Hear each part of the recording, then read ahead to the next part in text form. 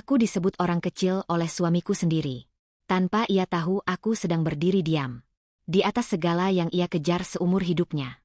Sebelum mulai ceritanya, komen dulu kalian dari kota atau negara mana. Aku pengen tahu. Jangan lupa like, subscribe, dan aktifkan lonceng, supaya channel ini makin berkembang.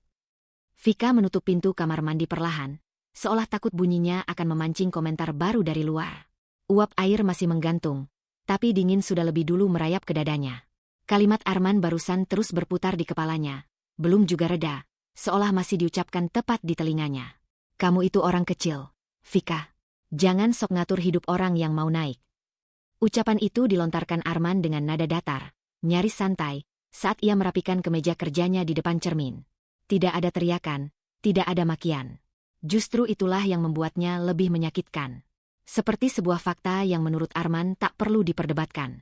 Vika berdiri di depan wastafel, menatap bayangannya sendiri. Rambutnya masih basah, wajahnya pucat, dan matanya tampak lebih tua dari usia sebenarnya. Ia mencoba menarik napas panjang, tapi yang terasa justru sesak yang sudah dikenalnya sejak lama. Sesak yang dulu sering muncul saat ia masih kecil, ketika orang-orang dewasa berbicara seolah ia tidak ada. Pernikahan mereka sederhana. Tidak ada gedung mewah, tidak ada pesta besar. Vika dulu berpikir kesederhanaan itu tanda ketulusan. Arman memegang tangannya saat akad dengan janji akan bekerja keras agar mereka tidak diremehkan siapapun. Kini, janji itu berubah arah. Arman memang bekerja keras, tapi yang pertama kali ia rendahkan justru istrinya sendiri. Di ruang tengah, suara Arman kembali terdengar. Aku telat. Jangan nanya macam-macam. Fokus aja urus rumah. Itu kapasitasmu. Vika tidak menjawab. Bukan karena setuju, tapi karena tubuhnya sudah terbiasa membeku setiap kali nada itu muncul. Ia tahu, jika ia membuka mulut sekarang, suaranya akan bergetar. Dan getar itu akan menjadi bahan ejekan baru. Pintu depan tertutup. Sunyi jatuh dengan berat. Vika merosot duduk di tepi tempat tidur. Dadanya naik turun tak beraturan. Ia menekan telapak tangannya ke mata, mencoba menahan air yang mendesak keluar. Dalam kepalanya, suara-suara lama ikut menyela, guru yang meremehkannya, kerabat yang bilang ia tak akan jadi apa-apa, tawa kecil yang selalu muncul setiap kali ia bermimpi terlalu tinggi. Ia mengeluarkan ponsel dari laci, jarinya gemetar saat mencari satu nama yang selalu ada di sana. Rina. Tak sampai 3 dering, suara di seberang terdengar. Vi, kamu kenapa? Hanya 2 kata itu yang dibutuhkan Vika. Pertahanannya runtuh. Tangis yang sejak tadi ditahan akhirnya lolos, pendek-pendek, seperti napas orang tenggelam. Aku capek, Rin, katanya lirih. Aku nggak tahu harus kuat sampai kapan. Rina tidak langsung menyela. Ia sudah terlalu mengenal Vika untuk tahu kapan harus bicara dan kapan cukup mendengarkan. Arman lagi? Tanyanya akhirnya, suaranya tegas tapi hangat. Vika mengangguk meski tahu Rina tak bisa melihat. Dia bilang aku orang kecil. Lagi. Ada jeda singkat. Vika bisa membayangkan Rina menghela napas di ujung sana. Itu bukan bercanda, Vi. Itu ngerendahin. Aku tahu, jawab Vika cepat, seolah membela Arman sekaligus dirinya sendiri. Tapi dia lagi tertekan soal kerjaan. Mungkin aku terlalu sensitif. Kalimat itu terasa pahit bahkan di telinganya sendiri. Rina tidak langsung menyanggah, tapi nadanya berubah lebih serius. Kamu selalu bilang begitu setiap kali dia nyakitin kamu. Sampai kapan? Pertanyaan itu menusuk tepat ke pusat ketakutan Vika. Sampai kapan ia akan terus mengecilkan dirinya sendiri agar orang lain merasa besar? Ia tidak punya jawaban. Yang ia punya hanya rasa takut kehilangan. Takut dianggap gagal lagi, takut sendirian, takut mengulang cerita lama. Aku cuma pengen rumah ini tenang, Rin, katanya pelan. Aku nggak mau ribut. Tenang itu bukan berarti kamu diinjak, balas Rina. Kamu berhak dihargai, Vi. Minimal sama suamimu sendiri. Setelah panggilan berakhir, Vika duduk lama tanpa bergerak. Kata-kata Rina menggema, bertabrakan dengan keyakinan lama yang sudah tertanam bertahun-tahun. Ia menatap sekeliling rumah kecil itu, rumah yang selama ini ia jaga agar tetap rapi, tetap hangat, meski hatinya sendiri berantakan. Untuk pertama kalinya malam itu, sebuah pikiran kecil muncul, berbahaya karena terasa asing. Bagaimana jika diamnya selama ini bukan kesabaran, tapi penyangkalan? Vika menggenggam ponselnya lebih erat. Ia belum berani melawan Arman. Ia belum berani mengubah apapun. Tapi jauh di dalam dirinya, sesuatu mulai bergeser. Sebuah kesadaran rapuh bahwa jika ia terus membiarkan dirinya disebut orang kecil, luka itu tak akan pernah sembuh. Dan kesadaran itu, meski masih samar, membuat dadanya terasa semakin sesak. Kesadaran rapuh yang muncul malam itu tidak langsung membuat Vika berani apapun. Pagi datang seperti biasa, terlalu cepat, seolah tak peduli pada dada yang masih berat. Ia bangun lebih dulu, menyiapkan sarapan dengan gerakan otomatis. Pikirannya masih terjebak pada satu kalimat yang terus menghantui. Orang kecil. Kata itu kini melekat, seperti label yang ditempelkan orang lain dan perlahan ia terima sebagai miliknya. Arman keluar dari kamar dengan wajah kusut. Kemeja yang kemarin disetrika rapi kini dikenakan asal. Tanpa menatap Vika, ia duduk dan meneguk kopi yang baru saja disajikan. Aku nggak jadi naik jabatan, katanya tiba-tiba. Suaranya rendah, tapi ada getaran marah yang tak disembunyikan. Vika menoleh. Kenapa? Tanyanya hati-hati, seolah berjalan di atas lantai retak. Kenapa? Arman tertawa pendek. Karena aku kurang fokus. Karena aku harus pulang ke rumah yang isinya nggak pernah nambah apa-apa. Kalimat itu jatuh tanpa peringatan. Vika membeku. Tangannya yang memegang sendok sedikit bergetar. Tapi ia memaksa tetap berdiri tegak. Aku sudah berusaha, men, katanya pelan. Aku urus rumah. Aku urus rumah. Arman memotong tajam. Ia akhirnya menatap Vika. Matanya penuh kekecewaan yang diarahkan keluar, bukan ke dalam. Itu bukan kontribusi. Semua orang bisa. Aku butuh pasangan yang bikin aku maju, bukan beban. Kata beban menghantam lebih keras dari yang Vika perkirakan. Ada dorongan untuk membela diri, menjelaskan, berteriak bahwa ia juga lelah. Tapi yang keluar hanya napas panjang yang tertahan. Ia tahu jika ia bicara sekarang, Arman akan semakin kasar, dan kegagalan di kantor akan sepenuhnya ia lemparkan ke pundaknya. Arman berdiri, meraih tasnya. Jangan harap aku bisa sabar kalau hidupku begini terus, katanya sebelum pergi, meninggalkan sisa kopi yang belum habis dan rumah yang mendadak terasa sempit. Vika duduk perlahan. Dadanya berdenyut. Ini bukan lagi sekadar kata-kata merendahkan. Ada tuduhan. Ada penempatan salah yang jelas, dan yang paling menyakitkan, ia hampir mempercayainya. Menjelang siang, ponsel Vika bergetar. Nama ibunya muncul di layar. Bu Lestari jarang menelepon tanpa alasan, dan firasat Vika langsung mengeras. Ibu? Sapanya setelah mengangkat. Kamu baik-baik saja? Tanya Bu Lestari tanpa basa-basi. Nada suaranya khawatir, tapi juga membawa kebiasaan lama untuk mengatur. Vika ragu sejenak. Baik, jawabnya akhirnya, setengah jujur. Bu Lestari datang sore itu. Kehadirannya memenuhi ruang tamu kecil dengan aroma minyak kayu putih dan suara napas berat orang tua yang lelah. Ia menatap Vika lama, seolah membaca sesuatu di wajah anaknya yang tidak diucapkan. Arman lagi susah ya? Tanyanya. Pertanyaan itu terasa seperti kesimpulan, bukan dugaan. Vika mengangguk pelan. Kamu harus sabar, kata Bu Lestari segera. Laki-laki itu kalau karirnya terganggu, emosinya kemana-mana. Tugas istri menenangkan, bukan memperbesar masalah. Vika menunduk. Kata tugas itu menekan pundaknya. Tapi, Bu, dia bilang aku beban. Bu Lestari menghela napas. Namanya juga ngomel. Jangan dimasukin hati. Rumah tangga itu soal bertahan, bukan soal siapa paling benar. Kalimat itu akrab, terlalu akrab. Vika pernah mendengarnya bertahun-tahun lalu, saat ia menangis karena diremehkan orang lain. Selalu bertahan. Selalu menahan. Ibu nggak mau kamu cerai. Lanjut Bu Lestari, kini lebih lembut. Kamu sudah bangun keluarga ini. Jangan rusak cuma karena perasaan. Vika mengangguk lagi, meski dadanya semakin sesak. Ia tahu ibunya tidak berniat menyakiti. Tapi nasihat itu menambah satu lapisan lagi pada beban yang sudah ia pikul sendirian. Malam datang dengan keheningan yang canggung. Arman belum pulang. Vika duduk di ruang tengah, lampu redup, pikirannya berputar.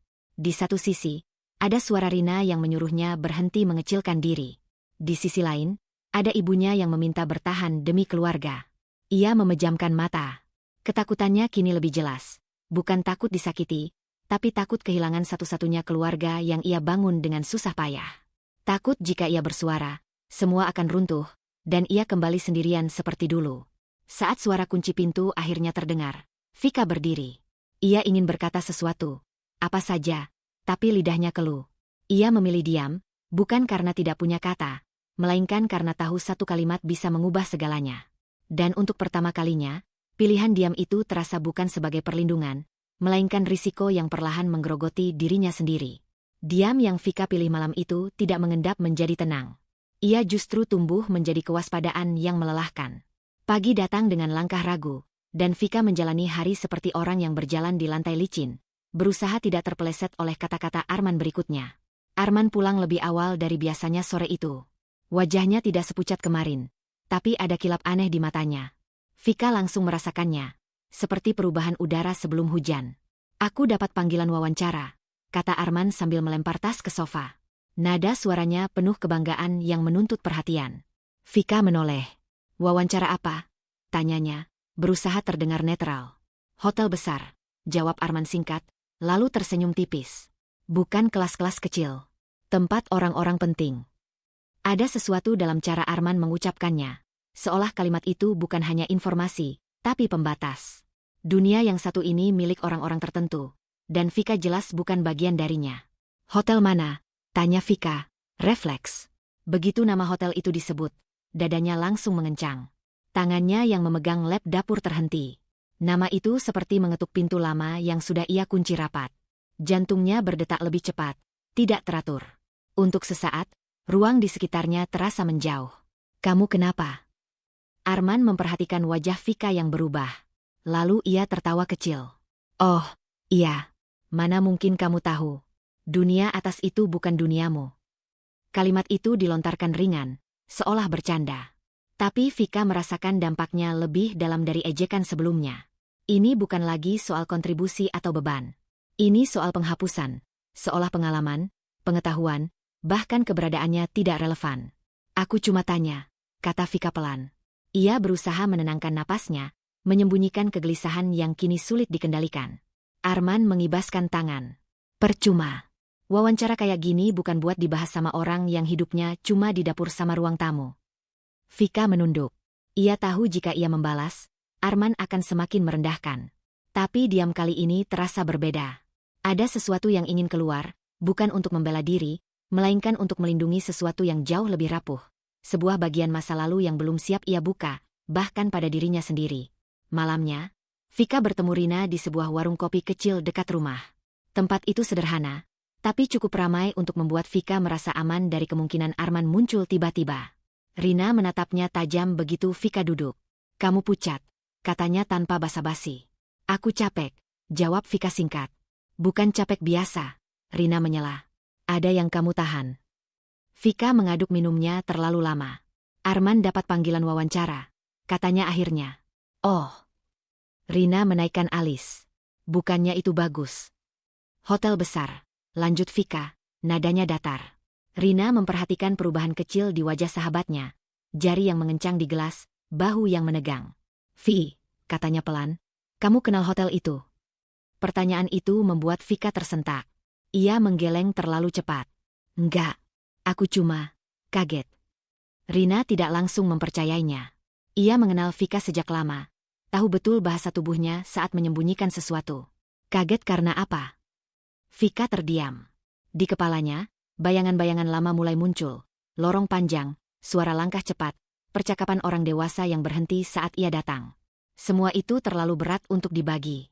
"Rin," katanya akhirnya, suaranya melemah, "nggak semua hal harus diceritain, kan?" Rina menatapnya lama, lalu mengangguk pelan. "Nggak harus," katanya. "Tapi biasanya, yang paling kamu sembunyiin itu yang paling ngaruh ke hidup kamu sekarang." Kalimat itu menghantam lebih keras dari yang Vika duga. Ia menunduk, menatap pantulan wajahnya di permukaan meja yang gelap. Ada rasa takut yang berbeda kini, bukan hanya takut kehilangan keluarga, tapi takut jika masa lalu yang ia kubur akan menyeretnya ke sesuatu yang belum siap ia hadapi. Saat pulang, Arman sudah tertidur. Vika berdiri di ambang pintu kamar, memandang punggung suaminya.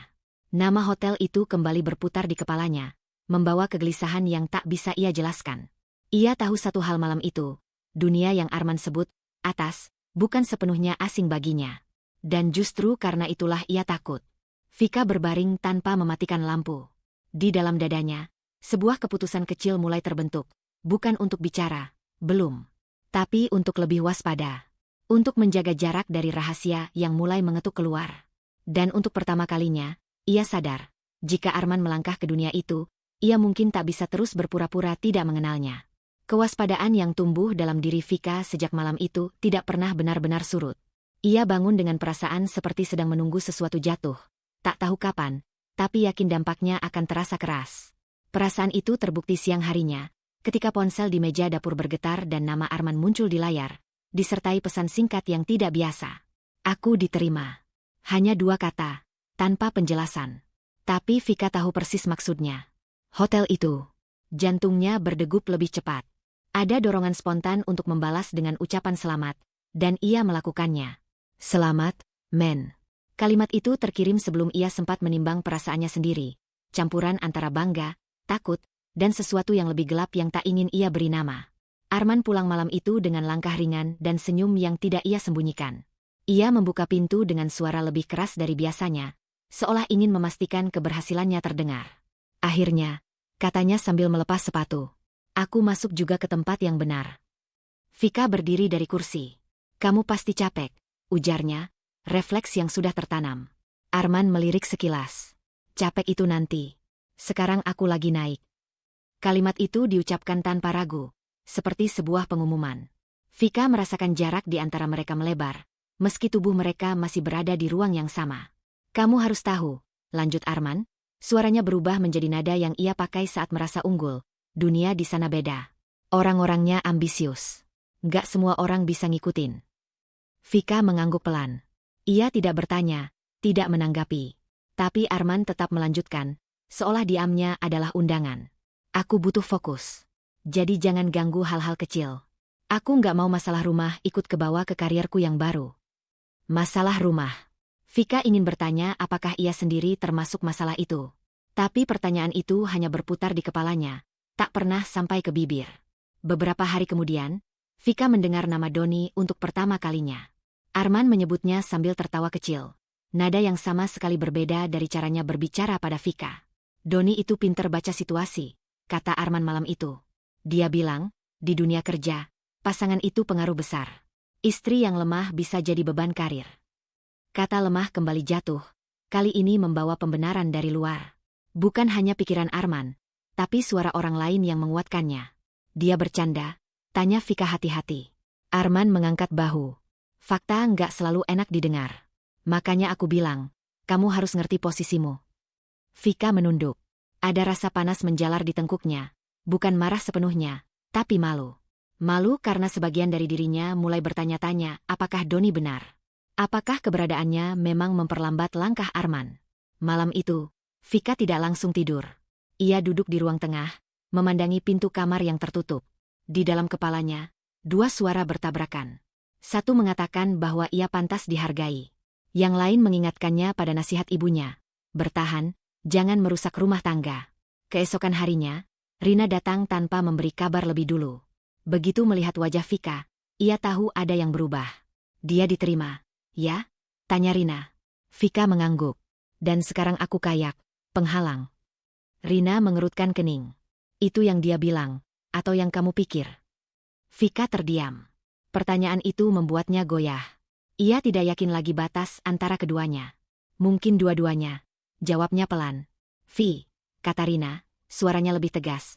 Kalau keberadaanmu bikin dia merasa terhambat, itu bukan karena kamu lemah. Tapi karena dia butuh merasa lebih besar. Kalimat itu memberi sedikit kelegaan, tapi juga rasa bersalah yang baru. Vika menggenggam jemarinya sendiri. Aku nggak mau gagal lagi, Rin. Aku sudah bangun ini. Aku nggak mau dianggap nggak bisa mempertahankan apa-apa. Rina menatapnya lama. Bertahan itu pilihan. Tapi jangan sampai kamu hilang di dalamnya. Setelah Rina pergi, Vika berdiri di depan cermin. Ia menatap wajahnya sendiri, mencoba melihat apakah ia benar-benar sekecil yang dikatakan Arman dan Doni. Ia tidak menemukan jawabannya. Yang ada hanya kelelahan dan rasa bersalah yang menahan kakinya tetap di tempat. Malam itu, saat Arman tertidur pulas dengan ponsel masih menyala di tangannya, pesan-pesan dari rekan kerja barunya masuk tanpa henti. Vika duduk di tepi tempat tidur. Untuk pertama kalinya, ia mempertanyakan bukan apakah ia cukup untuk Arman, tapi apakah bertahan bersamanya masih cukup adil untuk dirinya sendiri. Pertanyaan itu belum berubah menjadi keputusan. Tapi keberaniannya untuk mempertanyakannya saja sudah terasa berbahaya. Pertanyaan yang tumbuh di benak Vika sejak malam itu tidak menghilang saat pagi datang. Ia justru terasa semakin berat, menempel di setiap gerakannya. Saat Arman berangkat kerja dengan sikap tergesa dan wajah puas yang tak lagi berusaha disembunyikan, Vika berdiri di depan pintu lebih lama dari biasanya. Ia menunggu suara langkah itu benar-benar hilang sebelum menghela napas yang sejak tadi ditahan. Hari itu, Vika tidak mengenakan pakaian rumah seperti biasanya. Tangannya sedikit gemetar saat ia memilih busana yang rapi, sederhana, tapi tegas. Bukan untuk siapapun di rumah ini. Ia bahkan tidak meninggalkan catatan untuk Arman. Ada bagian dalam dirinya yang tahu, semakin sedikit jejak, semakin aman. Perjalanan menuju hotel itu membuat dadanya berdenyut. Gedung tinggi dengan kaca mengilap berdiri seperti sesuatu yang pernah ia kenal, lalu sengaja ia jauhi. Setiap langkah mendekat terasa seperti melanggar sumpah yang ia buat pada dirinya sendiri. Sumpah untuk hidup kecil, agar tidak disakiti lagi. Namanya disebut pelan oleh petugas di lobi, bukan dengan suara heran, melainkan hormat. Vika mengangguk singkat, menahan reaksi yang hampir lolos. Ia diarahkan ke ruang rapat di lantai atas, jauh dari area tempat Arman biasanya bekerja. Jarak itu memberinya sedikit napas. Di dalam ruangan, beberapa orang telah duduk. Percakapan terhenti saat pintu dibuka. Seorang pria parubaya berdiri lebih dulu. Wajahnya serius tapi sorot matanya hangat. "Terima kasih sudah datang," katanya, sambil mengulurkan tangan. "Saya Hendra." Cara ia menyebut namanya tanpa embel-embel terasa disengaja, bukan merendahkan, tapi mengajak sejajar. Dari sikap orang-orang di ruangan itu, Vika langsung tahu posisinya. Pak Hendra bukan sekadar peserta rapat. Ia adalah orang yang pendapatnya diperhitungkan, seseorang yang berdiri di antara kepentingan dan tanggung jawab. "Silakan duduk, Bu Vika," lanjut Pak Hendra, nada suaranya tenang, seolah kehadiran Vika adalah hal yang sudah seharusnya. Rapat dimulai tanpa basa-basi. Angka, laporan, dan rencana jangka panjang bergulir. Vika mendengarkan, mencatat, sesekali mengajukan pertanyaan singkat. Tidak ada yang meremehkan. Tidak ada tatapan yang menguji. Justru setiap kali ia berbicara, ruangan itu memberi ruang. Pak Hendra beberapa kali menoleh ke arahnya, meminta pendapat dengan kalimat sederhana. "Bagaimana menurut Ibu?" Bukan karena formalitas, melainkan karena ia benar-benar ingin mendengar. Di momen itu, Vika merasakan sesuatu yang lama terkubur bangkit perlahan. Keyakinan bahwa ia bukan sekadar pelengkap. Bahwa pikirannya bernilai. Bahwa dunia ini, dunia yang Arman sebut atas, tidak sepenuhnya menolaknya. Namun rasa itu bercampur dengan ketegangan. Setiap kali pintu terbuka atau suara langkah terdengar di luar, jantung Vika melonjak. Bayangan Arman muncul di kepalanya. Wajahnya jika tahu siapa yang duduk di ruangan ini. Ada ketakutan yang nyata, bukan hanya tentang pertengkaran, tapi tentang runtuhnya kebohongan yang selama ini ia bangun demi bertahan. Setelah rapat selesai, Pak Hendra mendekatinya. "Terima kasih sudah hadir," katanya. "Saya tahu ini bukan keputusan mudah." Vika menatapnya sejenak. Ada banyak hal yang ingin ia tanyakan, tapi yang keluar hanya, "Saya tidak ingin mengganggu." Pak Hendra tersenyum tipis. "Kehadiran Ibu bukan gangguan. Justru tanggung jawab. Kita semua di sini karena memilih bertanggung jawab pada apa yang kita pegang." Kalimat itu menancap dalam. Bertanggung jawab. Bukan bersembunyi. Bukan mengecilkan diri. Saat Vika melangkah keluar gedung itu, kakinya terasa ringan sekaligus lemah. Udara luar terasa berbeda, lebih dingin. Ia tahu ia baru saja melintasi batas yang selama ini ia jaga ketat. Tidak ada sorak, tidak ada pengakuan terbuka. Hanya kesadaran bahwa ia mampu berdiri di sana tanpa runtuh. Di rumah, suasana kembali sunyi. Vika duduk di ruang tengah, memeluk tasnya sejenak sebelum meletakkannya. Ia merasa takut Arman tahu. Takut perubahan ini menuntut lebih dari yang siap ia berikan. Tapi di balik ketakutan itu, ada kesiapan kecil yang baru ia kenal. Kesiapan untuk tidak lagi sepenuhnya menghilang. Malam itu, saat Arman pulang dan berbicara panjang lebar tentang pekerjaannya tanpa menanyakan hari Vika, ia mendengarkan dengan tenang. Namun di dalam kepalanya, satu keputusan kecil mulai terbentuk. Ia tidak akan mundur sepenuhnya lagi. Belum hari ini. Tapi ia sudah melangkah. Dan langkah itu, sekecil apapun, kini membawa risiko yang tak bisa ia abaikan. Langkah kecil yang Vika ambil kemarin tidak memberi rasa aman seperti yang ia harapkan. Justru sebaliknya, ada ketegangan baru yang menempel di tubuhnya sejak pagi. Undangan acara kantor hotel tergeletak di meja, kertas tebal dengan logo yang sudah ia kenal luar kepala. Undangan itu sampai lewat Arman, Dilempar begitu saja sambil berkata bahwa istri karyawan boleh datang asal tahu diri. Kalimat itu cukup membuat Vika ragu sepanjang hari. Namun ingatan tentang ruang rapat kemarin, cara Pak Hendra menatapnya tanpa meremehkan, menjadi alasan ia akhirnya bersiap. Ia tidak berdandan berlebihan.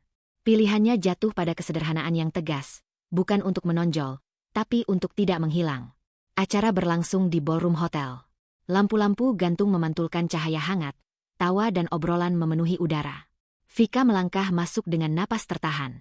Beberapa wajah menoleh sekilas, lalu kembali pada urusan masing-masing. Tidak ada yang mengenalnya sebagai apapun selain pendamping seorang karyawan. Arman berdiri bersama sekelompok rekan kerjanya. Wajahnya cerah, sikapnya penuh percaya diri. Saat melihat Vika mendekat, senyumnya meredup tipis. "Kamu ngapain kesini?" bisiknya, cukup keras untuk didengar orang-orang di sekitarnya. Vika berhenti. "Undangannya." "Ini acara kantor," potong Arman. "Bukan tempat buat orang yang gak paham dunia sini." Beberapa pasang mata mulai melirik. Suasana yang tadinya ringan mendadak mengeras.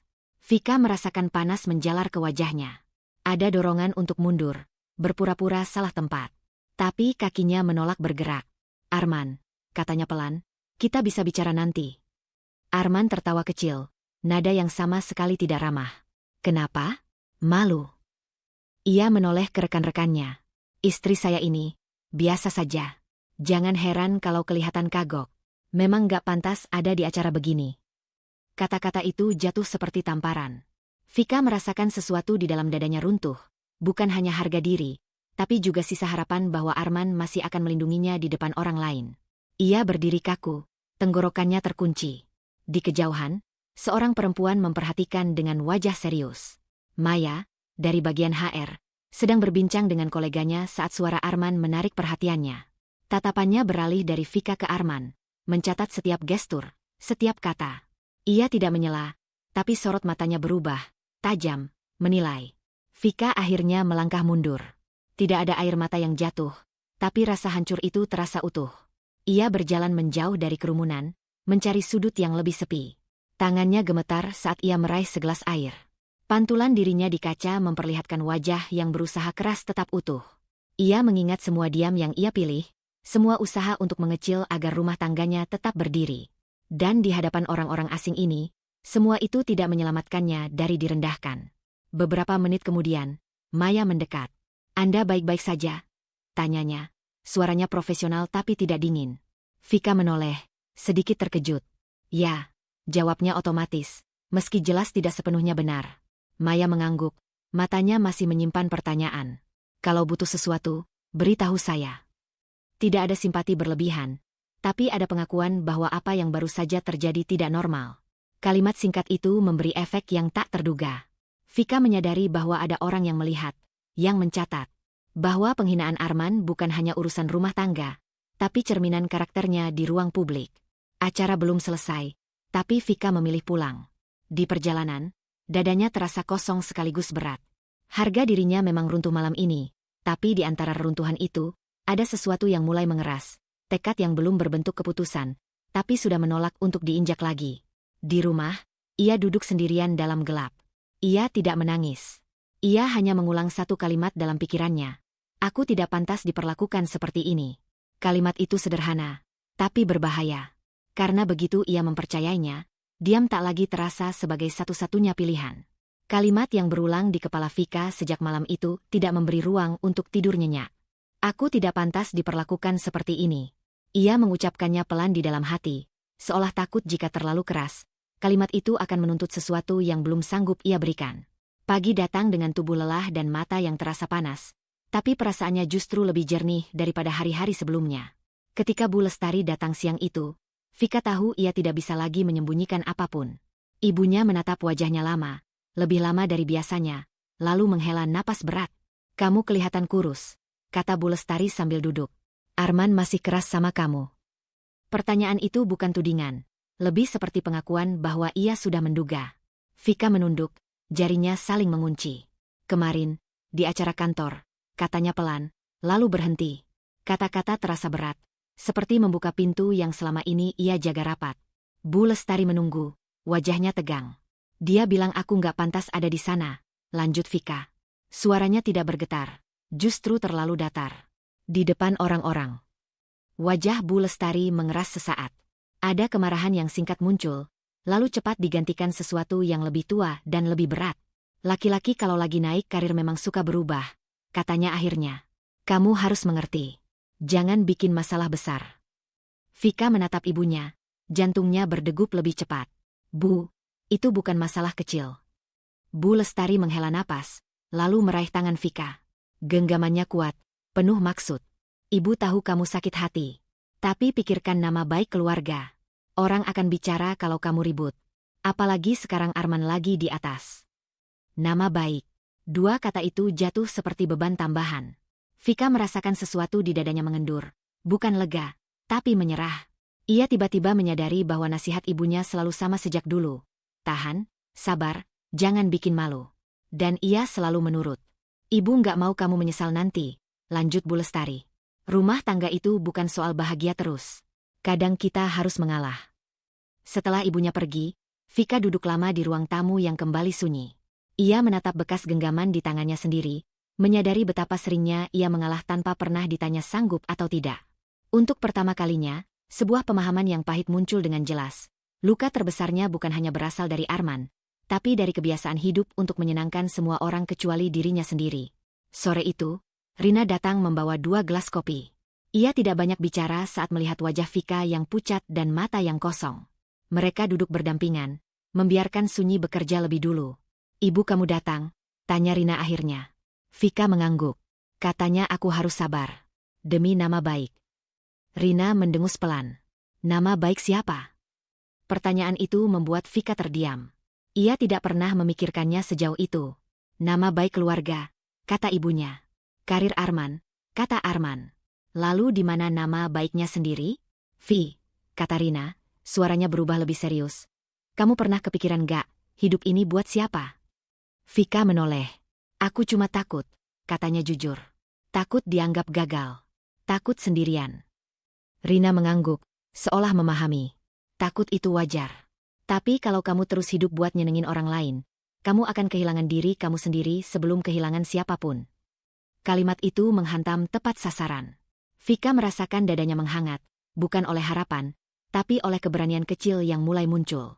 Aku nggak tahu caranya milih diriku sendiri, katanya lirih. Sejak kecil aku selalu diajarin bertahan. Rina menatapnya penuh, tidak menghakimi. Milih diri sendiri itu bukan berarti ninggalin semua orang sekarang juga. Kadang itu cuma berarti berhenti nyakitin diri sendiri. Vika menghela napas panjang. Untuk pertama kalinya, ia tidak langsung menolak gagasan itu. Ia membiarkannya tinggal, meski terasa asing dan menakutkan. Malam itu, saat Arman pulang dan langsung masuk kamar tanpa menyapanya, Vika berdiri di ambang pintu. Ada banyak kata yang ingin ia ucapkan, tapi ia tahu malam ini bukan waktunya. Yang berubah bukan tindakannya, melainkan cara ia memandang diamnya sendiri.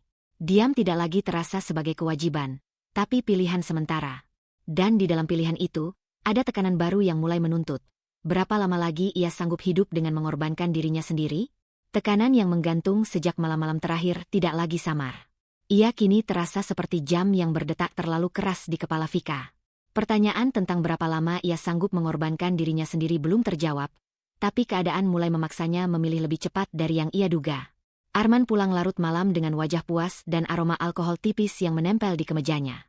Ia menjatuhkan tubuhnya ke sofa, menyandarkan kepala sambil tertawa kecil sendiri. Kamu tahu enaknya kerja di tempat besar, katanya tanpa menunggu Vika bicara. Fasilitasnya nggak ada habisnya. Vika berdiri di dapur, tangannya berhenti mengaduk teh. Maksudnya? Arman menoleh, matanya menyipit penuh kepuasan. Ruang meeting bisa dipakai buat urusan pribadi, makan bisa dibebankan ke kantor. Toh nggak ada yang ngecek detail. Ia tersenyum miring. Kalau pintar, sistem itu bisa dimanfaatin. Kata dimanfaatkan membuat perut Vika mengeras. Ia melangkah mendekat, suaranya ditahan agar tidak bergetar. Itu, boleh. Arman tertawa, kali ini lebih keras. Kamu terlalu polos. Semua orang melakukannya. Lagi pula, siapa yang berani nyentuh aku? Aku bagian dari tim yang lagi naik. Ada keangkuhan baru dalam cara ia berbicara, keyakinan bahwa ia kebal. Vika menatap wajah suaminya, berusaha mengenali orang yang dulu berjanji akan membangun hidup bersama. Yang ia lihat kini adalah seseorang yang merasa dunia berutang padanya, dan karenanya boleh dilanggar sedikit demi sedikit. Kamu harus jaga sikap, kata Vika akhirnya, hampir seperti permohonan. Arman mendengus. Lihat tuh, mulai lagi kamu. Jangan bawa mental orang kecil ke duniaku. Kalimat itu tidak lagi melukai seperti sebelumnya. Kali ini, Vika justru merasakan sesuatu yang lebih dingin, jarak. Ia menyadari bahwa Arman tidak hanya merendahkannya, tapi juga menormalisasi sesuatu yang salah. Dan itu menakutkan. Beberapa hari kemudian, sebuah pesan singkat masuk ke ponsel Vika. Nama Pak Hendra tertera di layar, tanpa basa-basi. Bisa bertemu sebentar? Mereka bertemu di ruang kecil yang tenang di hotel, jauh dari keramaian. Pak Hendra tidak berputar-putar. Ia menatap Vika dengan keseriusan yang membuat dadanya menegang. Ada hal-hal yang mulai terlihat, katanya perlahan. Dan biasanya, yang merasa paling aman adalah yang paling lupa batas. Vika mengerti maksudnya tanpa perlu nama disebut. Arman? Tanyanya pelan. Pak Hendra tidak langsung menjawab. Saya tidak mencampuri urusan pribadi, katanya hati-hati. Tapi sebagai orang yang bertanggung jawab, saya percaya ibu perlu tahu satu hal. Rahasia, sekecil apapun, tidak bisa disembunyikan selamanya. Kalimat itu terasa seperti peringatan, bukan ancaman. Vika menunduk, jemarinya saling mengait. Kalau itu orang yang saya kenal, tanyanya, suaranya nyaris tak terdengar. Pak Hendra menatapnya lebih lama. Justru karena itu sulit, jawabnya. Kadang kita diuji bukan untuk memilih yang paling aman, tapi yang paling benar. Saat Vika keluar dari ruangan itu, langkahnya terasa berat. Ia duduk sebentar di bangku lobi, memperhatikan orang-orang berlalu lalang. Di kepalanya, dua wajah bertabrakan, Arman sebagai suami yang ia lindungi selama ini, dan Arman sebagai karyawan yang mulai menyalahgunakan kepercayaan. Malam itu, Vika tidak langsung menegur Arman. Ia memperhatikannya dengan cara baru, cara seseorang yang mulai melihat pola. Ponsel yang selalu disembunyikan, tawa yang terlalu percaya diri, cerita-cerita kecil tentang keuntungan yang seharusnya tidak ada. Ia teringat nasihat ibunya tentang bertahan demi nama baik. Tapi untuk pertama kalinya, ia bertanya pada dirinya sendiri. Nama baik siapa yang sedang ia jaga jika ia membiarkan ini terus terjadi? Di kamar, Arman tertidur cepat. Vika duduk di tepi tempat tidur, menatap punggungnya. Ada kasih yang masih tersisa, tapi kini bercampur ketakutan yang berbeda. Takut bahwa dengan melindunginya, ia ikut menjadi bagian dari kesalahan. Pilihan itu akhirnya muncul dengan jelas, tanpa kompromi. Melindungi suami berarti menutup mata. Menghentikannya berarti menghancurkan ilusi rumah tangga yang ia pertahankan mati-matian. Vika berdiri, berjalan ke jendela, memandang malam yang sunyi. Ia belum mengambil langkah apapun. Tapi untuk pertama kalinya, ia tahu bahwa tidak memilih pun adalah pilihan, dan konsekuensinya akan jauh lebih besar. Di dalam dadanya, tekanan baru mengeras. Waktu tidak lagi berpihak pada diam. Waktu yang tak lagi berpihak pada diam mulai menagih jawabannya sendiri. Vika merasakannya sejak pagi. Udara terasa lebih berat, dan setiap bunyi notifikasi membuat jantungnya berdegup tidak wajar. Ia tahu sesuatu sedang bergerak, dan kali ini bukan sekadar firasat. Arman pulang lebih cepat dari biasanya. Wajahnya tegang, bukan marah, tapi waspada. Ia meletakkan tasnya dengan hati-hati, seperti orang yang tak ingin menarik perhatian. "Kamu kenapa?" tanya Vika, suaranya datar. Arman menoleh cepat. "Nggak kenapa-kenapa." Kebohongan itu terlalu jelas. Vika tidak langsung mengejar.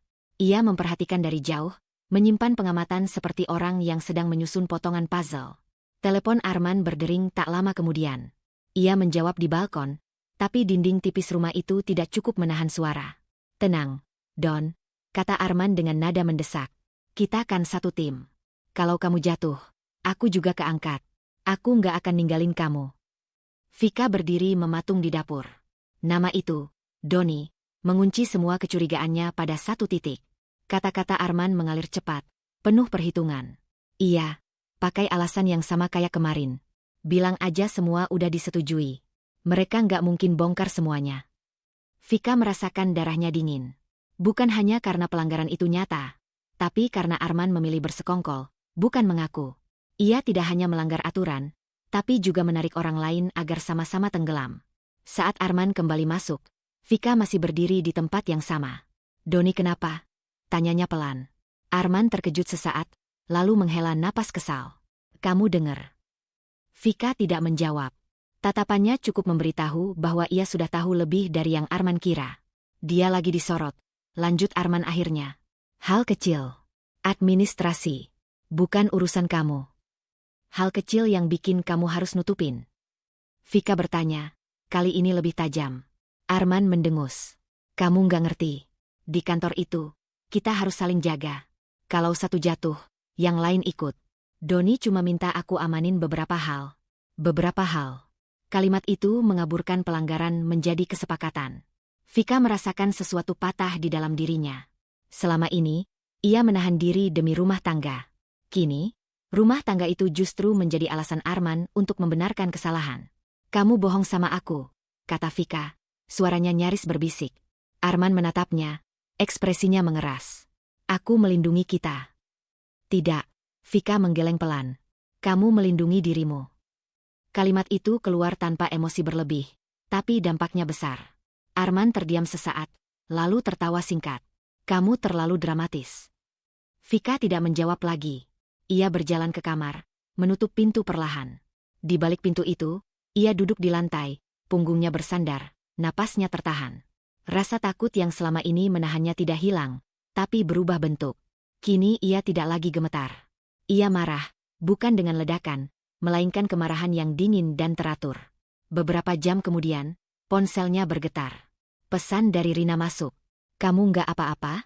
Aku dengar ada masalah di hotel. Vika menatap layar lama sebelum membalas. Aku tahu sekarang, tulisnya akhirnya. Dan rasanya, bukan cuma soal kerjaan. Rina membalas cepat. Vi, ini sudah serius. Kamu nggak bisa terus lindungi dia.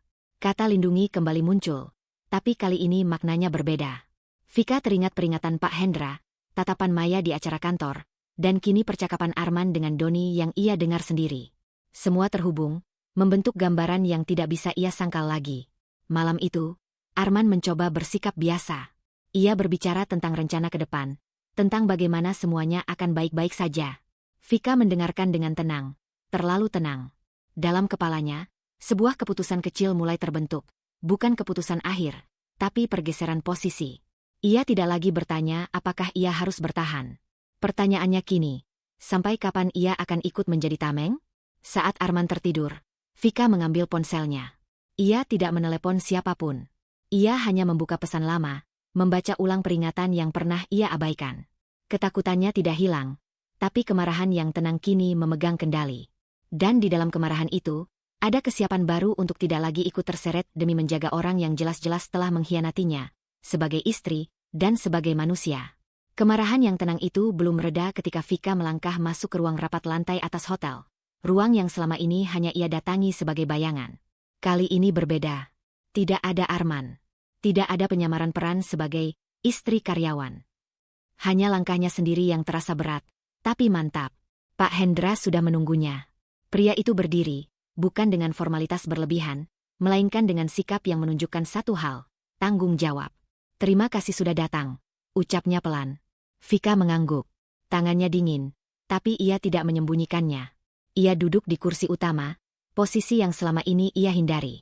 Detik berikutnya, pintu terbuka, dan Maya masuk bersama dua anggota manajemen inti lainnya. Wajah Maya berubah seketika saat melihat Vika duduk di sana, bukan sebagai tamu, bukan sebagai pengantar, melainkan sebagai pusat ruangan. Pak Hendra tidak berputar-putar. Saya rasa, saatnya kalian tahu. Bu Vika adalah pemilik saham mayoritas hotel ini. Keheningan jatuh berat. Maya menatap Vika, matanya mencari-cari sesuatu yang selama ini terasa janggal. Jadi, selama ini, Vika menarik napas. Saya memilih diam, katanya. Suaranya tidak tinggi, tapi cukup untuk mengisi ruangan. Bukan karena tidak peduli, karena saya takut. Pengakuan itu membuat Maya duduk perlahan. Tidak ada senyum, tidak ada keterkejutan berlebihan, hanya penilaian baru yang terbentuk. Sikap profesionalnya bergeser menjadi lebih hati-hati. Kenapa sekarang? Tanya Maya akhirnya. Pak Hendra yang menjawab, bukan untuk mengambil alih suara Vika, tapi untuk menguatkannya. Karena diamnya Bu Vika mulai melukai banyak pihak, termasuk dirinya sendiri. Vika menunduk sesaat. Lalu ia mengangkat wajahnya kembali.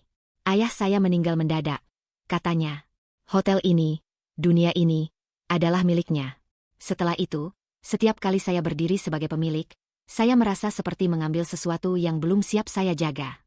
Saya takut dinilai, takut dianggap hidup dari nama besar, bukan dari kemampuan. Kata-kata itu keluar satu persatu, seperti pintu yang lama terkunci akhirnya terbuka. Maya mendengarkan tanpa menyela. Di matanya, Vika tidak lagi terlihat sebagai sosok samar di balik rapat, melainkan seseorang yang selama ini memilih mengecil demi bertahan. Dan Arman? Tanya salah satu manajemen inti dengan hati-hati. Vika tidak langsung menjawab. Dia tidak tahu, ucapnya akhirnya. Dan saya belum siap membukanya ke publik. Maya mengangguk pelan. Itu hak ibu. Tapi mulai hari ini, kami perlu tahu kemana arah kebijakan akan dibawa. Kalimat itu bukan tantangan, melainkan pengakuan. Vika merasakannya.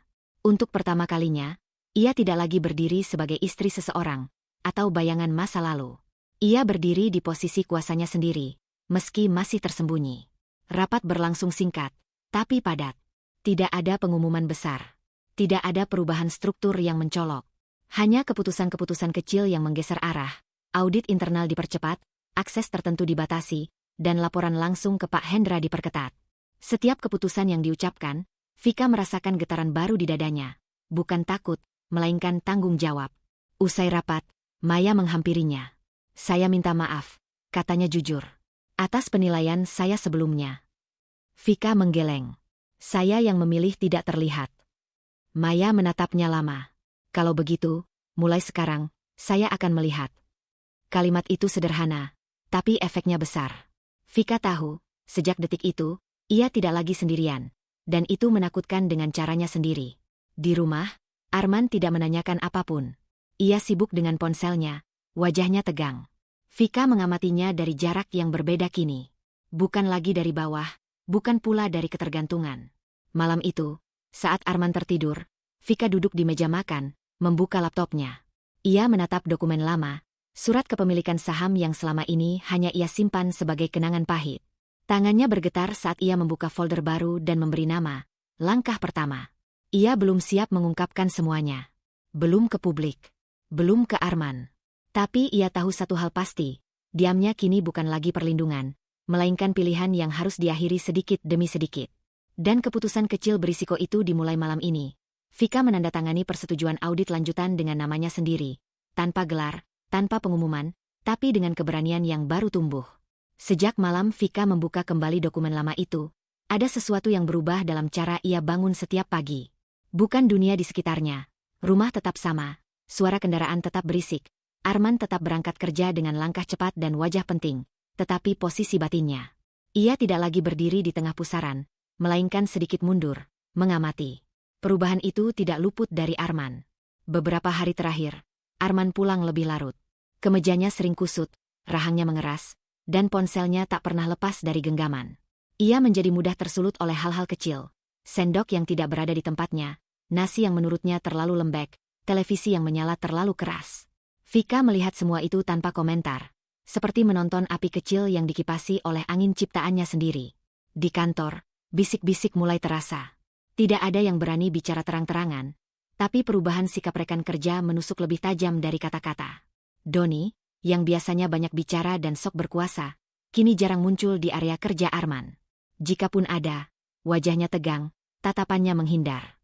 Arman mulai merasa ada rapat-rapat yang tidak mengundangnya, email yang tak lagi menyalinnya, dan keputusan yang diambil tanpa persetujuannya. Ia tidak tahu dari mana ancaman itu datang. Dan ketidaktahuan itulah yang menggerogoti egonya. Paranoia tumbuh perlahan, tapi pasti. Setiap senyum rekan kerja terasa seperti ejekan. Setiap panggilan dari HR membuat dadanya berdebar. Ia mulai mengaitkan semuanya dengan satu hal yang paling dekat dan paling mudah disalahkan. Vika. Malam itu, Arman pulang dengan wajah muram. Ia melempar tas kerja ke sofa dan langsung menatap Vika yang sedang melipat pakaian di kamar. Kamu ngomong apa ke orang-orang hotel? Tanyanya tanpa pembuka. Vika mengangkat wajahnya perlahan. Maksud kamu? Jangan pura-pura nggak tahu. Suara Arman meninggi. Sejak kamu sering ke sana, semuanya jadi aneh. Orang-orang mulai meragukan aku. Kamu pikir aku bodoh? Dulu, Vika akan langsung menyangkal. Menjelaskan. Membela diri. Meyakinkan bahwa ia tidak berniat apa-apa. Tapi kali ini, ia hanya berdiri, menatap Arman dengan ekspresi yang tidak lagi memohon. Aku nggak ngomong apa-apa, Jawabnya tenang. Nada itu justru memicu kemarahan Arman. Lihat, kamu berubah. Sekarang kamu sok tenang, sok bersih. Kamu iri ya? Iri karena aku naik, sementara kamu tetap di tempat. Kata-kata itu seperti gema dari masa lalu. Ucapan yang dulu selalu berhasil melukai. Namun kali ini, Vika merasakan sesuatu yang berbeda. Luka itu ada, tapi tidak lagi berdarah. Ia mengenal pola ini. Ketakutan Arman sedang mencari wadah. Kamu tahu nggak, lanjut Arman, semakin panas. Aku curiga kamu sengaja bikin aku jatuh. Biar kamu kelihatan benar. Biar kamu bisa bilang ke semua orang kalau aku ini salah. Vika menarik napas pelan. Untuk pertama kalinya, ia menyadari betapa lelahnya ia selama ini. Bukan karena Arman, tapi karena terus-menerus mencoba menyelamatkan citra seorang pria yang tidak mau diselamatkan. Aku capek, katanya akhirnya. Suaranya rendah tapi mantap. Arman terdiam. Capek apa? Capek harus selalu menjelaskan diriku ke kamu, jawab Vika. Capek harus jadi tameng buat kecemasan kamu sendiri. Itu bukan teriakan. Bukan perlawanan besar.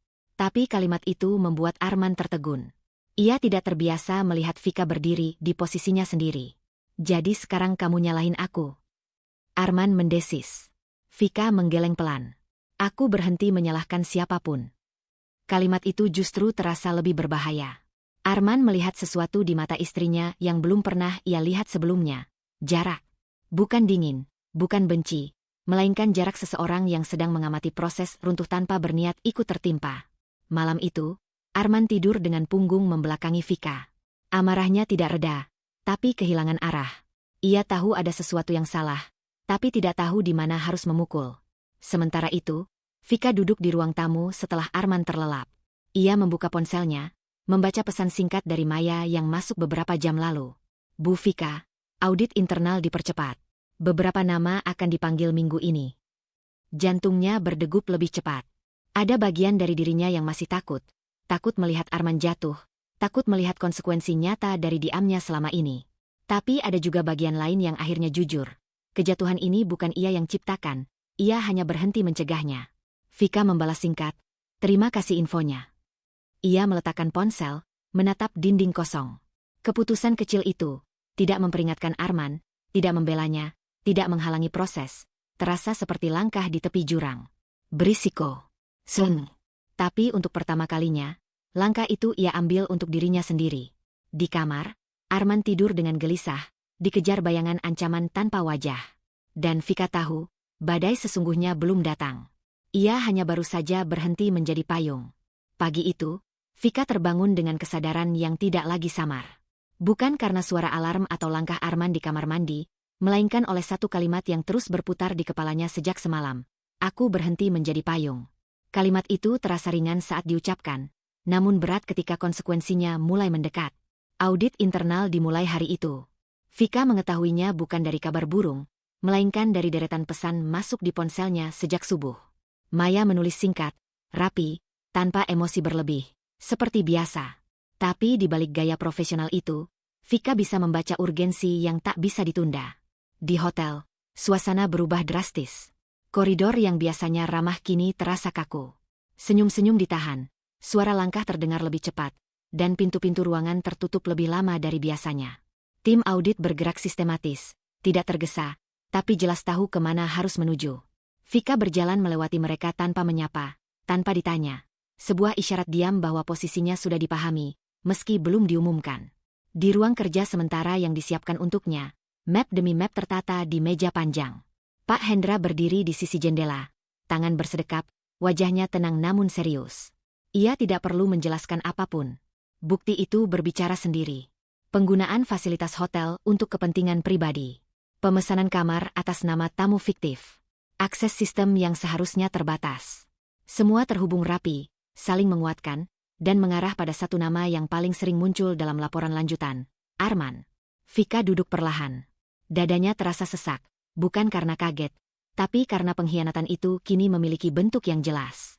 Selama ini, ia masih sempat berharap, sekecil apapun, bahwa Arman hanya terseret, bukan memilih. Namun bukti-bukti itu tidak meninggalkan ruang abu-abu. Doni sudah mengaku, kata Pak Hendra akhirnya. Dan dalam pengakuannya, dia menyebut Arman tahu, tapi memilih ikut menikmati. Kalimat itu seperti palu terakhir. Vika menutup mata sejenak. Di kepalanya, terlintas wajah Arman yang dulu ia bela habis-habisan, pria yang selalu berkata dunia ini kejam dan hanya yang kuat yang bertahan. Kini, ia melihat kejamnya itu dari sudut pandang yang berbeda. Maya masuk tak lama kemudian. Ia membawa satu berkas tipis, tapi langkahnya mantap. Tidak ada simpati di wajahnya, tidak ada penghakiman. Hanya profesionalisme yang dingin dan jujur. Ada satu hal yang perlu saya sampaikan langsung, ujar Maya sambil duduk berhadapan dengan Vika. Secara struktur, keputusan akhir bisa menunggu. Tapi secara etika, ada garis yang harus ditentukan sekarang. Vika menatapnya. Garis apa? Apakah Anda akan bertindak sebagai pemilik, kata Maya pelan, atau tetap bersembunyi sebagai istri? Kalimat itu tidak diucapkan sebagai ultimatum, tapi justru itulah yang membuatnya terasa lebih berat. Maya tidak menekan, tidak memaksa. Ia hanya membuka pintu yang selama ini Vika tutup rapat-rapat sendiri. Jika Anda memilih diam, lanjut Maya, audit akan tetap berjalan. Tapi keputusan akan diambil tanpa suara Anda.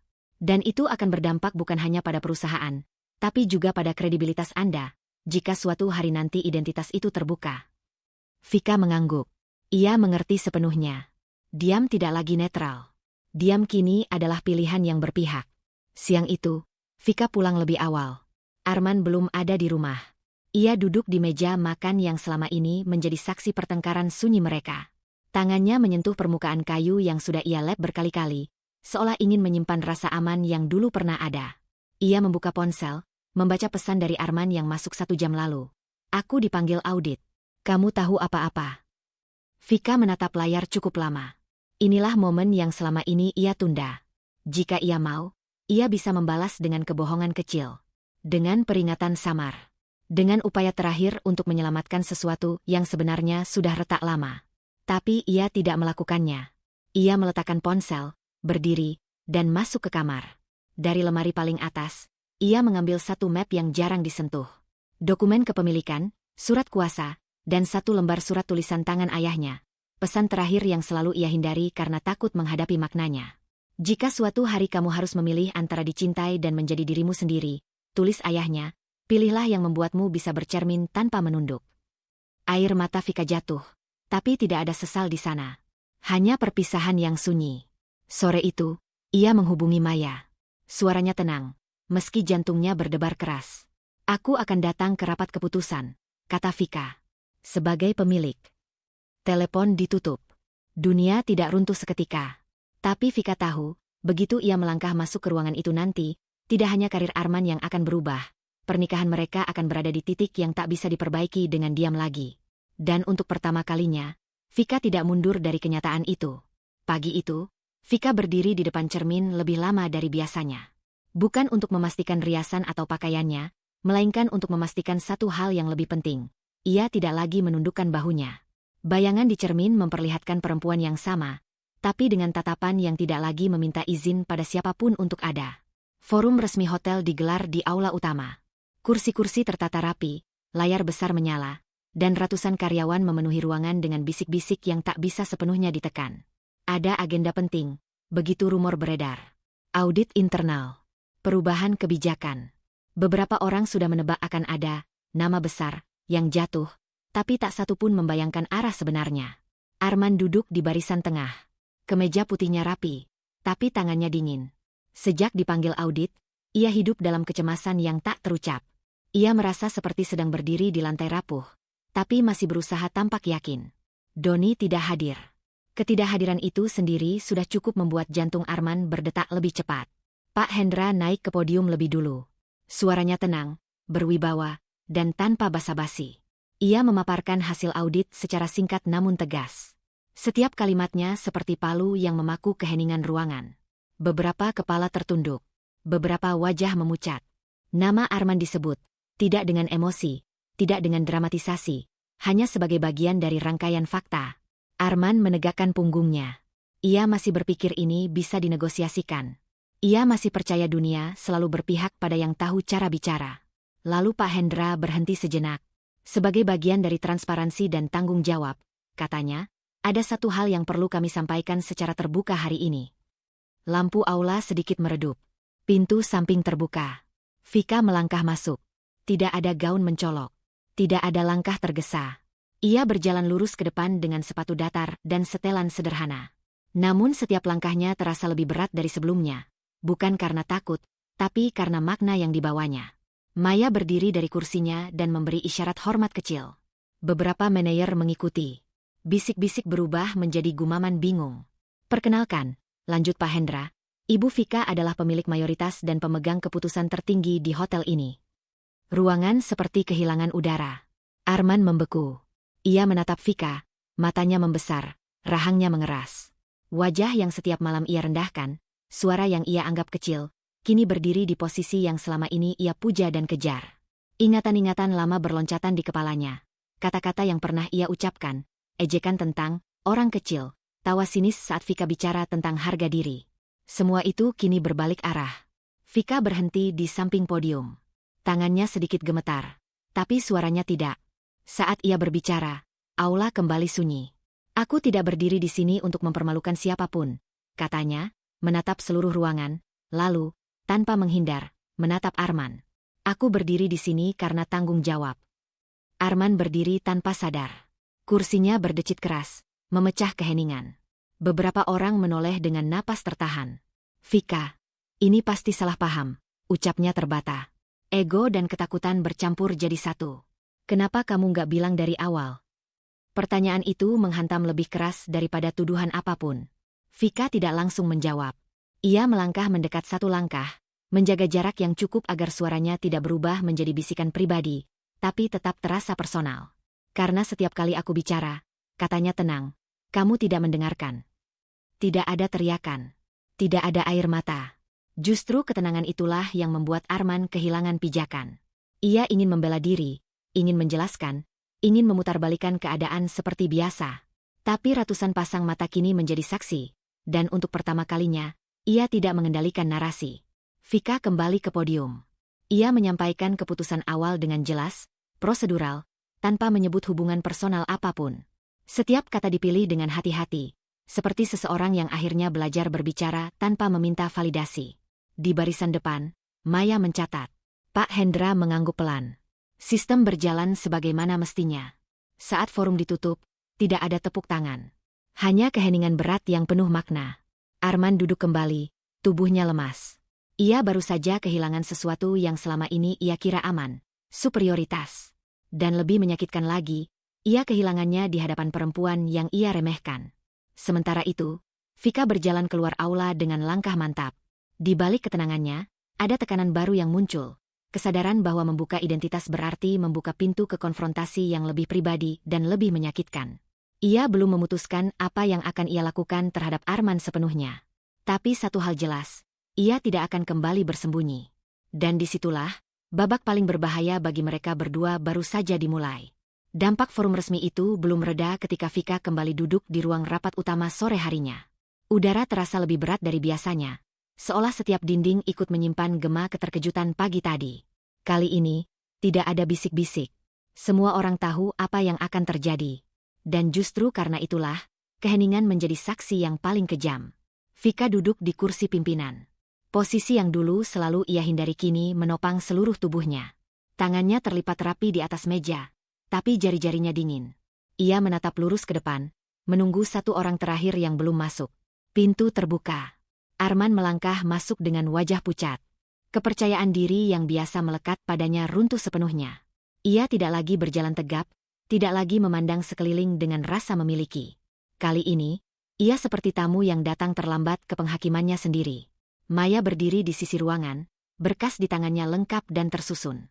Pak Hendra duduk sedikit menjauh, memilih peran sebagai saksi, bukan pelindung. Beberapa manajer lain hadir, wajah mereka netral, bukan karena tidak peduli, tapi karena sadar bahwa keputusan ini tidak boleh dibumbui emosi. Vika membuka rapat tanpa basa-basi. Suaranya stabil, meski dadanya bergetar. "Agenda kita hari ini satu," katanya. "Menindaklanjuti hasil audit internal." Maya menyerahkan berkas pertama. Vika membukanya perlahan, membiarkan halaman-halaman itu berbicara sebelum suaranya menyusul. Setiap pelanggaran dibacakan singkat, jelas, dan tanpa interpretasi. Nama Arman muncul berulang kali, berdampingan dengan tanda tangan, tanggal, dan akses sistem yang tidak terbantahkan. Arman menunduk. Keringat dingin mengalir di pelipisnya. Vika, katanya akhirnya, suaranya serak. Aku bisa jelasin. Vika menatapnya. Tatapan itu tidak marah, tidak tajam. Justru itulah yang membuat Arman semakin kehilangan pegangan. Silakan, ucap Vika. Arman berdiri setengah, tangannya gemetar. Aku tertekan. Target tinggi, lingkungan kejam. Semua orang melakukannya. Doni. Sudah cukup, potong Maya. Suaranya tegas namun terukur. Pengakuan Doni justru memperkuat temuan, bukan meringankan. Arman menoleh ke Vika, matanya memohon. Aku suamimu. Kamu tahu aku bukan orang jahat. Aku cuma. Kamu bukan di sini sebagai suamiku, kata Vika pelan, tapi jelas. Kamu di sini sebagai karyawan yang melanggar kepercayaan. Kalimat itu jatuh seperti pintu yang ditutup perlahan tapi pasti. Arman mencoba langkah terakhirnya. Kalau aku jatuh, kamu juga ikut hancur. Orang-orang akan bilang kamu kejam. Mereka akan lihat kamu menghancurkan suamimu sendiri. Untuk sesaat, jantung Vika berdegup lebih keras. Luka lama menyentuh permukaan. Ketakutan akan penilaian. Akan menjadi perempuan yang tidak tahu diri. Akan kehilangan cinta dengan memilih kebenaran. Namun kali ini, ia tidak membiarkan luka itu mengambil alih. Aku tidak menghancurkan siapapun, jawab Vika. Keputusan ini adalah konsekuensi dari pilihanmu sendiri. Ia mengangguk kecil ke arah Maya. Berdasarkan bukti yang ada, lanjut Vika, suaranya sedikit bergetar namun tidak pecah. Dan sesuai dengan kebijakan perusahaan, maka dengan ini kontrak kerja atas nama Arman dinyatakan berakhir efektif hari ini. Ruangan seakan berhenti bernapas. Arman terduduk kembali. Wajahnya kosong, seolah baru saja kehilangan kemampuan untuk memahami kata-kata. Beberapa detik berlalu sebelum ia tertawa kecil. Tawa rapuh yang lebih mirip desah putus asa. Jadi, selesai? Tanyanya lirih. Vika mengangguk. Secara profesional, ya. Tidak ada kata kita. Tidak ada maaf. Justru ketiadaan itulah yang paling menyakitkan. Arman berdiri tanpa berkata apa-apa lagi. Langkahnya gontai saat ia keluar ruangan, melewati orang-orang yang dulu ia anggap kecil. Tidak ada yang menghentikannya. Tidak ada yang menepuk bahunya. Dunia yang selama ini ia bangun runtuh tanpa suara. Pintu tertutup. Begitu rapat selesai, satu persatu orang keluar. Maya memberi anggukan singkat, bukan pujian, tapi pengakuan. Pak Hendra menatap Vika lebih lama, seolah ingin memastikan ia masih berdiri.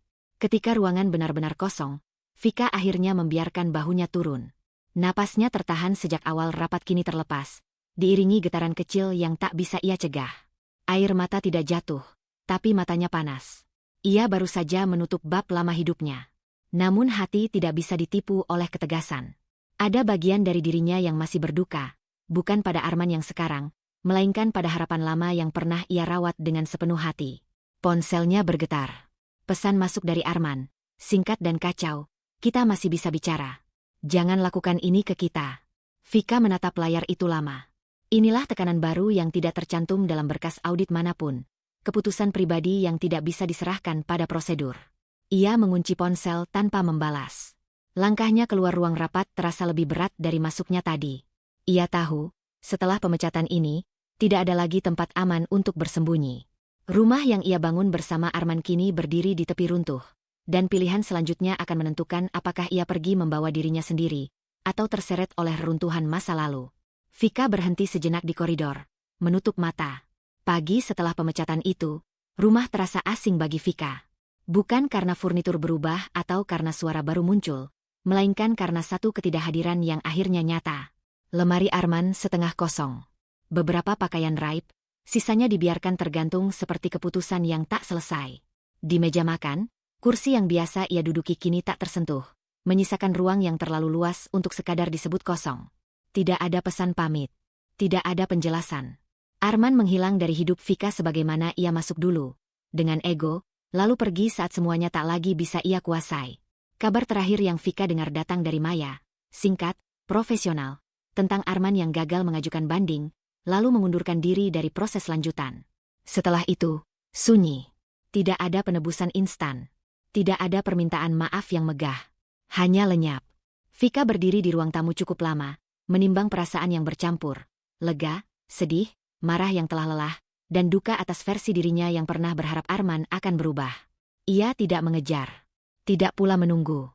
Ia mengerti kini, kepergian itu adalah bagian dari konsekuensi, bukan untuk dikejar, bukan untuk diratapi berlarut.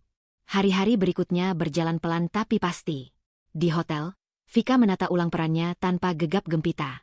Ia memimpin rapat-rapat dengan tenang, menegaskan batas, memperbaiki sistem yang pernah dilanggar.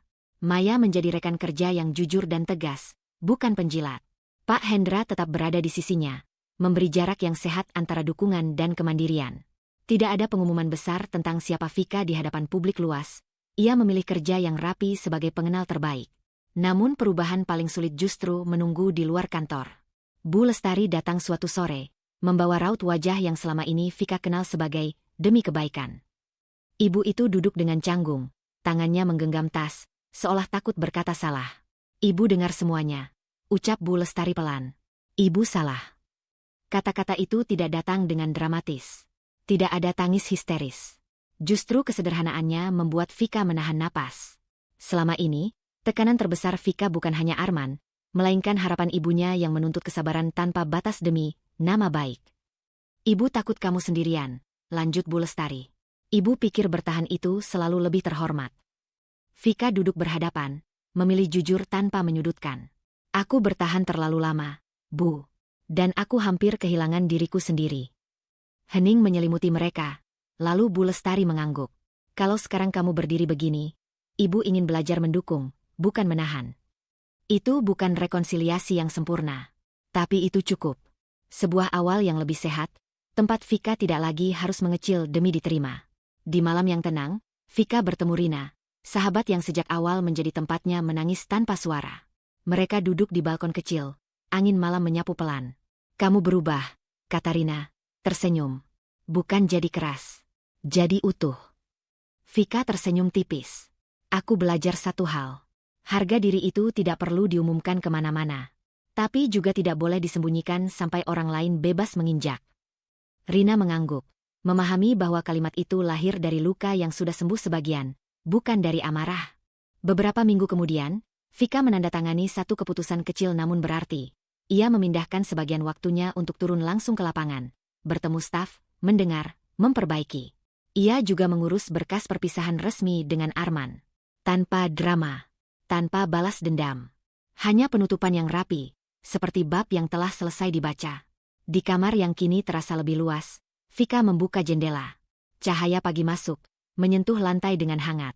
Ia menghela napas panjang. Bukan sebagai tanda lelah, melainkan sebagai izin pada dirinya sendiri untuk melangkah. Ia tahu hidup baru tidak berarti tanpa risiko. Masih ada tatapan, penilaian, dan keputusan berat yang menunggu. Tapi kini, Vika tidak lagi berdiri sebagai orang kecil yang menunggu pengakuan. Ia berdiri sebagai dirinya sendiri, tanpa perlu berteriak, tanpa perlu bersembunyi. Di ponselnya, sebuah pesan masuk dari nomor tak dikenal. Vika membaca sekilas, lalu meletakkan ponsel tanpa membuka lebih jauh. Ada hal-hal yang tak perlu lagi ia tanggapi untuk membuktikan apapun. Vika melangkah keluar rumah, menutup pintu dengan kunci yang terasa pas di genggaman. Bukan untuk mengunci masa lalu, melainkan untuk membuka hidup yang ia pilih sendiri. Cerita Vika mengingatkan kita bahwa bertahan bukan selalu tanda cinta, dan diam bukan selalu tanda kesabaran. Harga diri adalah pondasi hidup. Ia tak perlu dipamerkan untuk diakui, tetapi juga tak boleh dikorbankan demi menyenangkan orang lain. Jika suatu hubungan membuatmu terus mengecil, mungkin yang perlu diperbaiki bukan dirimu, melainkan keberanianmu untuk memilih diri sendiri. Terima kasih telah menemani perjalanan Vika dari luka menuju keberanian. Semoga kisah ini menjadi penguat bagi siapapun yang sedang belajar berdiri tegak setelah lama menunduk. Sampai bertemu di cerita berikutnya. Tetap jujur pada hati, dan berani menghargai diri sendiri.